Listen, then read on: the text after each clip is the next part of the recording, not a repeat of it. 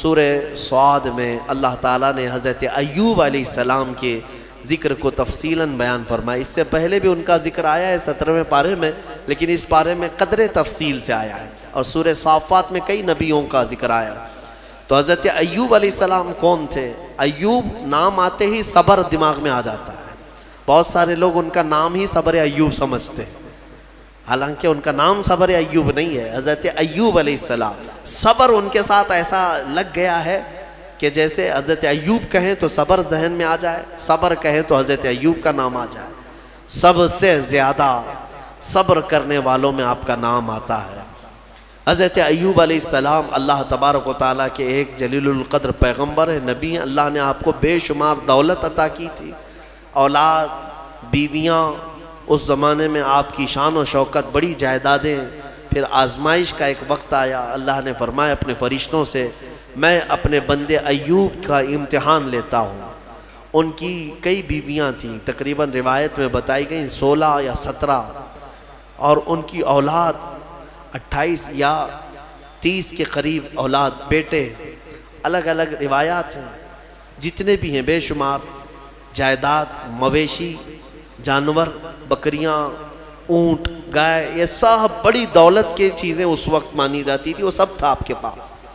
پھر ایک کے بعد دیگرے ایسا ہوا کہ طوفان چلا، سارے جانور مر گئے. پھر ایک طوفان آیا، باغیچے اکھڑ گئے، سب ختم ہو گئے. پھر ہوائیں چلی، بیماریاں آئیں، ان کے بچے انتقال کرنے لگ گئے. 1 2 3 4 کرتے ہوئے جتنے بیٹے تھے سب انتقال کر گئے. بیویاں انتقال کی، کچھ چلی گئیں. اس طرح ہوتے ہوتے یہ جو 4 سال تک کا عرصہ چلتا رہا، یہ 4 سال آپ کی آزمائش، سخت ترین آزمائش ہے. اور جب جب کسی کے انتقال کی خبر آتی آپ الحمدللہ کہتے تھے. الحمدللہ، اللہ کا شکر ہے. میرے عزیزو، یہ سننا آسان ہے، پریکٹیکل لائف میں پتہ چلے گا. گھر کا ایک فرد بھی چلا گیا، آدھا گھر اجڑ جاتا ہے. حضرت ایوب علیہ السلام کے پاس سوائے ان کی بیوی حضرت بی بی رحمت، ان کے علاوہ کوئی نہیں رہا. سب چیزیں ختم ہو گئیں. صرف ایک وفادار خاتون ساتھ میں تھیں. پھر اس پر مزید یہ کہ آپ کو بھی بیماری لاحق، آپ بھی بیمار ہوئے. اتنے بیمار، بخار پر بخار، بخار پر بخار، کہ جسم کا گوشت تک گلنے لگ گیا. سوتے بستر پر تو چمڑی آپ کی بستر پر لگ جاتی. ایسی تکلیف آئی. اور ان حالات میں ایک وقت ایسا بھی آیا کہ آپ کی زبان کٹ گئی، زبان کے اندر دراڑیں پڑ گئی. لاسٹ چیز تھی، زبان سے ذکر الہی کرتے تھے، باقی سب چیزیں کمزور ہو گئی تھی. تب حضرت ایوب علیہ السلام رو پڑے اللہ کی بارگاہ میں. یوں عرض کیا، رب انی مسنی الضر وانت ارحم الراحمین. اے میرے مولا، تکلیف مجھے پہنچی ہے لیکن تو سب سے زیادہ رحم کرنے والا ہے. یہ نہیں کہ مجھی کو کیوں. یہاں اتنے گناہ کر کے بیٹھے ہوئے ہیں اور بستر میں جا کر پھر بولتے ہیں اللہ مجھی کو کیوں کر رہا ہے. تیرے گناہوں کی وجہ سے اگر اللہ تعالیٰ دینے پر آئے کب کے مر جانا چاہیے تھا. اس رحمان نے تو بہت رحم کیا ہے. پھر لوگ یہ کہتے ہیں میرے ہی ساتھ ایسا کیوں ہو رہا ہے، مجھے کو ایسا کیوں ہو رہا ہے، میں نے کس کے ساتھ کیا کیا ہے. تم نے سب سے بڑا دھوکہ تو اللہ ہی کے ساتھ کیا ہے. اس کی پوری عبادتیں ہی نہیں کی، دوسروں کی بات میں چھوڑو.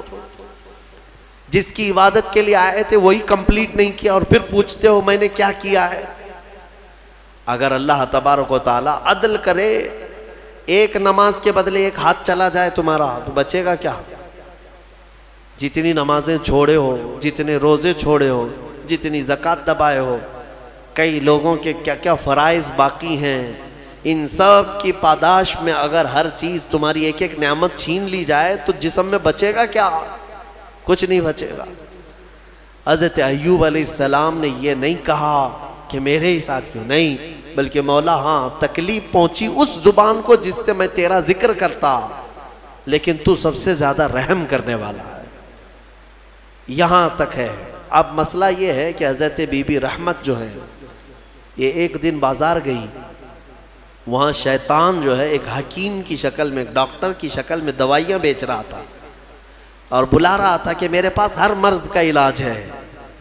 خاتون تھی، دوڑی دوڑی چلی گئی اور اپنے شوہر کی بیماری بتائی کہ میرے شوہر ایسے ایسے بیمار ہیں، کیا علاج ہوگا؟ ابلیس تھا، شیطان تھا، وہ داؤ عورتوں پر جلدی چلاتا ہے اور عورتیں جلدی ہی شیطان کے چکر میں پھنستی بھی ہیں۔ تو ابلیس نے کہا کہ چٹکی بھر میں تیرے شوہر کو صحیح کر دوں گا، وہ تو میرے بہت آسان کام ہے میرے لیے۔ کہا کہ اجرت کیا لوگے؟ اس نے کہا کہ کچھ نہیں، تیرے شوہر سے کہہ دینا صحیح ہونے کے بعد صرف میرے بارے میں اتنا کہہ دیں کہ شفا دینے والا تو ہی ہے، یا میرے لیے ایک سجدہ کر لے، بس اتنا ہی ہے، میں اور اجرت نہیں چاہتا۔ وہ خوشی خوشی دوڑی دوڑی آئی، کیونکہ شوہر سے بڑی محبت رکھتی تھی۔ اس وقت اگر کوئی عورت قائم رہی ہے اپنے شوہر کے ساتھ تو کمال کی بات ہے، یہ دنیاوی محبت نہیں کہ ذرا برابر عیب لگا تو چھوڑ کر کے بھاگ گئے، شوہر ادھر بھاگ گیا، عورت ادھر بھاگ گئی۔ وہ وفا شعار خاتون تھی جن کی روحوں کی محبت تھی، وہ جمی رہیں، آئی اپنے شوہر ایوب علیہ السلام سے کہا آج تمہارے علاج کا ٹھکانہ مل گیا، ایک حکیم ملا ہے، مفت میں علاج کرے گا۔ کہا ایسے کیسے؟ کہا بس آپ صحیح ہونے کے بعد اس کو شافی کہہ دیں یا سجدہ کر لیں۔ ایوب علیہ السلام جلال میں آ گئے، کہا تو ابلیس کے پاس گئی تھی، وہ شیطان مردود لعین ہے، اگر اللہ نے مجھے صحت دے دی تو میں صحیح ہونے کے بعد 100 کوڑے تجھے ماروں گا، تو گئی کیسے وہاں پر؟ یہ نبیوں کے ایمان کی بات ہے، استقامت کی۔ کمزوری میں آدمی یہ سوچتا ہے بھائی ایک ہی تو میرے ساتھ رہ رہا ہے، تھوڑا بہت اس کی رعایت کر دی جائے، اس پہ غصہ نہ کرو، اس پہ غصہ کریں گے یہ بھی بھاگ جائے گا، کون دیکھے گا؟ نہیں، وہ نبیوں کا ایمان ہے، استقامت ہے۔ اس بیماری کے عالم میں بھی قسم کھا لیا ایوب علیہ السلام نے، اللہ کی قسم اگر میں صحیح ہو گیا تو 100 کوڑے تجھے ماروں گا۔ ان کی بیوی رونے لگ گئی، کہا مجھ سے غلطی ہو گئی، خطا ہو گئی، معاف کریں۔ یہی وہ آخری وقت ہے جب ان کی زبان پر یہ جملہ آیا، اے اللہ تو ارحم الراحمین ہے، تو ارحم الراحمین ہے۔ اللہ تعالیٰ فرماتا ہے فاستجبنا لہ، اسی وقت ہم نے ان کی زبان کو قبول کر لیا، اور پھر اللہ تعالیٰ نے وہی بھیجے، کیا کہہ کر کے؟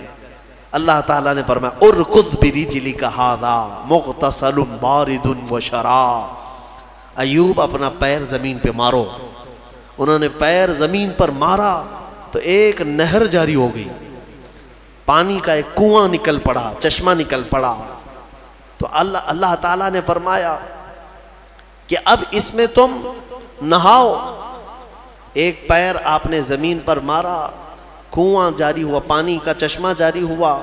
اللہ تعالیٰ نے فرمایا اس پانی سے نہاؤ۔ نہائے، نہا کر کے جیسے ہی نکلے پورا جسم صحیح سلامت، کوئی بیماری نہیں، ساری بیماری۔ وہ شافی مطلق ہے، بیماریاں جب دیتا ہے تو شفا بھی اسی کے دست قدرت میں ہے۔ بڑی بڑی بیماریاں کافور ہو جائیں گی، صحیح ہو گئے۔ اب پھر اللہ تعالیٰ نے فرمایا دوسرا پیر زمین پہ مارو۔ انہوں نے دوسرا پیر زمین پر مارا۔ اللہ فرماتا وَوَهَبْنَا لَهُ أَهْلَهُ وَمِثْلَهُ مَعَهُمْ رَحْمَةً مِنَّا، ان کو ہم نے ان کی ساری اولاد، ان کا سارا مال جو کچھ تھا ڈبل کر کے پھر عطا کر دیا، یعنی اس سے زیادہ کر کے۔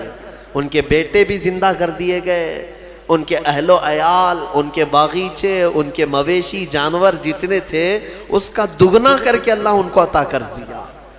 یہ امتحان کی گھڑی تھی، اس سے نکل ہے ایوب علیہ السلام۔ یہ سب آنے کے بعد پھر کہتے ہیں الحمدللہ، تمام تعریفیں اس اللہ کے لیے ہیں۔ پھر اللہ تعالیٰ نے رحم فرمایا اس بی بی رحمت پر، وہ بھی آیت قرآن میں آئی ہے وَخُذْ بِيَدِكَ ضِغْثًا فَاضْرِبْ بِهِ وَلَا تَحْنَثْ، کیونکہ نبی نے قسم کھائی ہے۔ ہاں، قسم جو ہے معمولی چیز نہیں ہے۔ تم صبح سے شام تک 100 قسمیں کھاتے رہتے ہو، ماں کی قسم، باپ کی قسم، ہاں خدا کی قسم، قرآن کی قسم، گلہ پکڑ پکڑ کر کے قسم۔ یہ کیا قسم ہے؟ قسم کا اندازہ بھی ہے تمہیں؟ ایک قسم توڑو گے اس کا کفارہ یہ ہے کہ 10 روزے رکھنے پڑیں گے، فکفارۃ اطعام 10 مساکین، 10 مسکینوں کو کھانا کھلانا پڑے گا، یا پھر 3 روزے رکھنے پڑیں گے۔ ذالک کفارۃ ایمانکم، تمہاری قسموں کا ایک کفارہ ہے۔ او کسوتہم او تحریر رقبہ فمن لم یجد فصیام 3 ایام، اللہ نے فرمایا یا تو ایک غلام آزاد کرو یا ان کو کپڑے پہناؤ 10 مسکینوں کو۔ ایک قسم کے بارے میں یہاں تو کتنی قسمیں کھاتے ہو اور توڑتے رہتے ہو۔ اور اللہ نے یہ بھی فرمایا لا تجعلوا اللہ عرضۃ لایمانکم، تم اپنی قسموں کا نشانہ اللہ کو مت بناؤ، یہ گناہ ہے۔ اور حضور پاک صلی اللہ علیہ وسلم نے یہ بھی فرمایا منافق کی علامت ہے بات بات پر جھوٹی قسمیں کھاتا ہے، اللہ ایسی چیزوں سے بچائے۔ لیکن نبی نے قسم کھائی تھی تو وہ پورا کریں گے۔